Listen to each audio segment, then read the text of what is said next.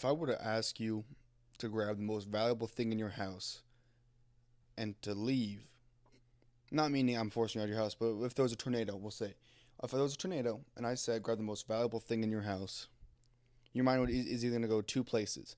It's going to go to physical value. So let's say you had something like a computer, PS4, you had a stash of money hidden away, you had a really expensive guitar. It doesn't matter. Anything worth physical value, worth money. Or your mind would have gone to emotional value. So prefer like most likely a dog, a pet, a something you've had for a long time. Maybe you had a stuffed animal. It doesn't really matter. You know what I mean. It's something that you're attached to emotionally. So whenever you choose that item, be it physical or emotional value, you're choosing it for a reason, obviously. And this can be an issue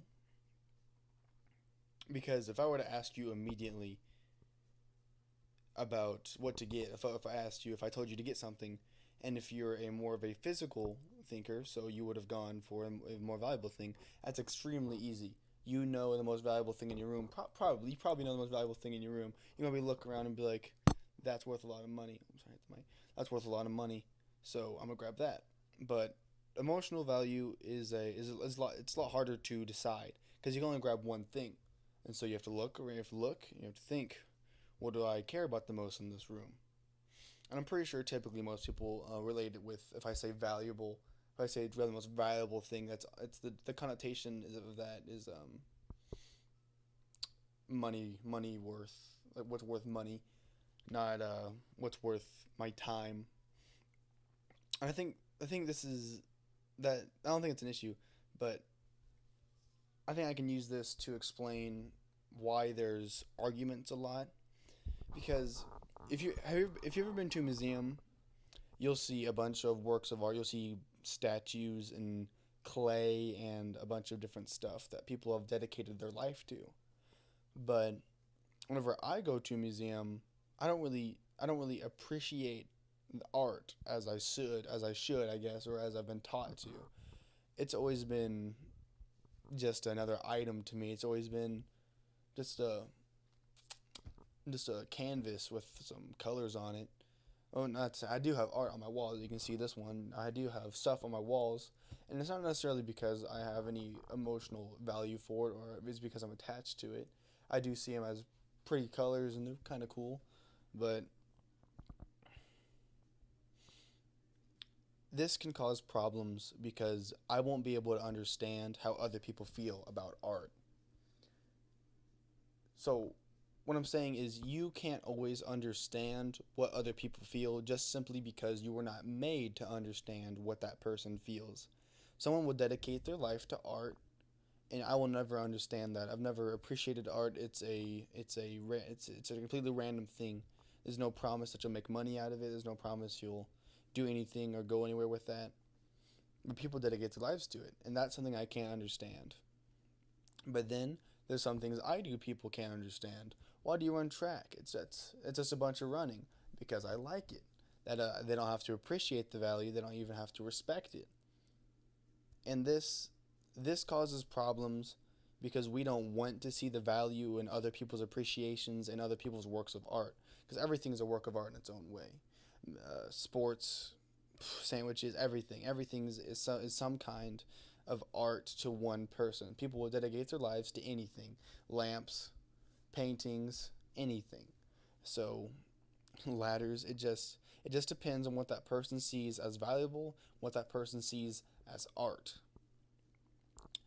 And a lot of reasons that people fight and people have arguments or people kill each other is because they don't want to see the value in the other person's argument. They don't care. They couldn't understand. So whenever I ask people, because people talk to me, and they'll tell me their issues. I don't know why people trust me for some reason. I'm not sure why. Like I'm pretty sure it's. I'm not saying it's a bad thing. I'm saying you should trust everybody to a certain extent. But people you will usually tell me things they don't tell other people. simply because I do that. I tell people things that they think I wouldn't want other people to know. I'm a pretty open book, but there's some things I don't tell people. But I'll usually tell them my past or what happened with my parents, or why I don't live with them anymore and stuff like that. And they'll be trusting. And that's a good way to earn people's trust. If you want people to trust you, trust them. That's an easy thing to do. But well, that's saying if you don't have trust issues, because if you don't trust anyone, if you're talking to someone that doesn't trust you, it's a complicated circle. So where was I? You have to have faith in another person's argument. When I say that, I mean you have to try to see their point of view, empathy, which I don't really have a lot of. I've never really felt bad for anything. I've never really felt a lot of remorse for what I've done. I don't really have any regrets. And that's it's not necessarily a good thing or a bad thing. It can be a good thing in a lot of situations. It can be an awful thing in a lot of situations. Because I will never be able to understand why people cry over someone dying, because I've never cried over anyone dying. I've never really cared. But this can cause problems because people will often think of me as emotionless or unempathetic or uncaring, which the unempathetic one is mostly true, but I'm not necessarily uncaring. I'm just not able to express my emotions in such a way to make it seems like I care. You guys get that? I don't often care about certain things or other people's problems because I have no relation to, simply because when people tell you issues, they don't usually want an answer. They don't want an explanation of how to fix it. They don't want reasoning. They want emotional responses. They want you to understand how they feel. And again, that goes back to the understanding thing. And that's a bad thing, because people will look for emotional support over logical support all the time. But if you're unable to have an understanding for how they're feeling or an understanding of how they're relating, then it's a bad thing. So let's say you had a therapist. Let's say this therapist had no like traumatic experiences. Let's say he was just like some rich Harvard kid, all right? Would you trust them the same as, let's say, a friend that had the same traumatic experiences as you as a child? Most likely you're going to lean towards the friend that had the same traumatic experiences because you think they will understand what you've been through, which in most cases is pretty accurate. They will understand how you feel if you're feeling abandoned by your parents, or like your brothers were mean to you or stuff like that. You look for solace in people that uh, can relate to you. And when you find someone that, let's say, you want to be friends with, or that you have a crush on or something, you'll try to force your ideals on them, or you'll rub off on them until the point that they become more like you and they understand you better, which is also a pretty good thing. Compromise is an everyday thing. It's a pretty good thing to have. Uh,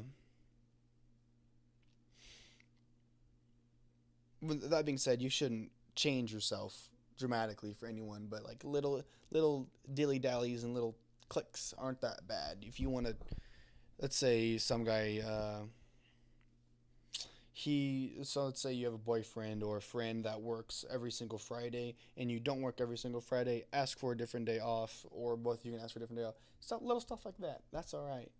But I don't think trying to force people to change their ideals or how they think is a good thing, because some people just weren't made to understand how you feel. They weren't made to get what you get. And you can try as hard as you want to like make people understand how you think, but it only works like 5% of the time, because people want to be right. Everyone wants to be right. No one wants to be wrong. That's dumb. People want to be right, so they will often get rid of evidence or get rid of logical reasoning. It's called cognitive dissonance, is what that's called. They will get rid of evidence or logical reasoning because they want to be right, and they want emotional appeal versus logical, as I've already said.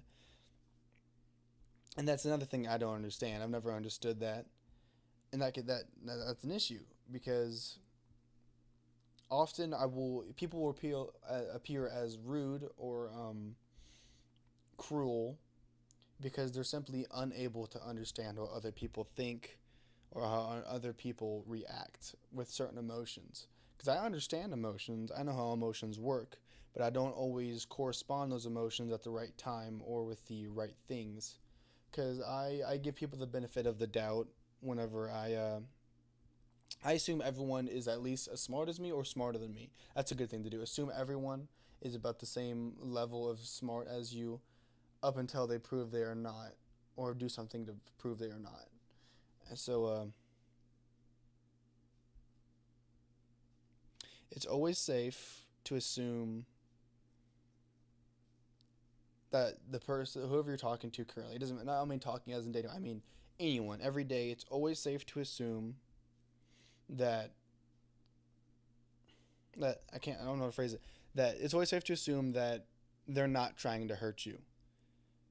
Because if you go around thinking that everyone in the entire world is trying to get you, trying to kidnap you, trying to rape you, it's not going to be a very good life. Which does not mean go and trust everyone you meet. It doesn't mean hop in anyone's car, okay? I'm just saying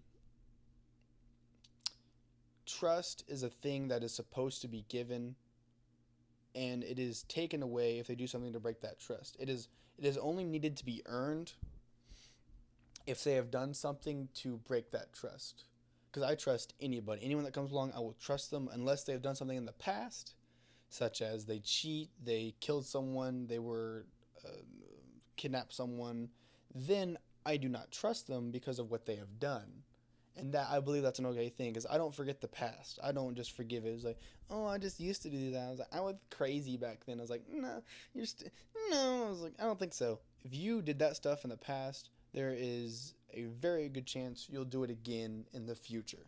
Because people don't just wake up one day like, I'm no longer gay. I want to change. It's like, what? And it's like, it's not something you just suddenly change one day. I'm not gay. I'm just saying, people often change how they feel every day. Because I've met a lot of people who are like, yeah, I've been raped, or like, yeah, I'm homosexual, but then the next day they'll be like, yeah, that never happened. Sorry, and I was like, why would you say that kind of thing? It's like that's an awful thing to go on about. That's basically it, I think. So here's what we learned today: trust people more, but don't over trust anyone. Let people earn their trust back. Sorry. Learn how to have empathy, what is valuable to you, and be a good person, I guess. And always have good intercourse.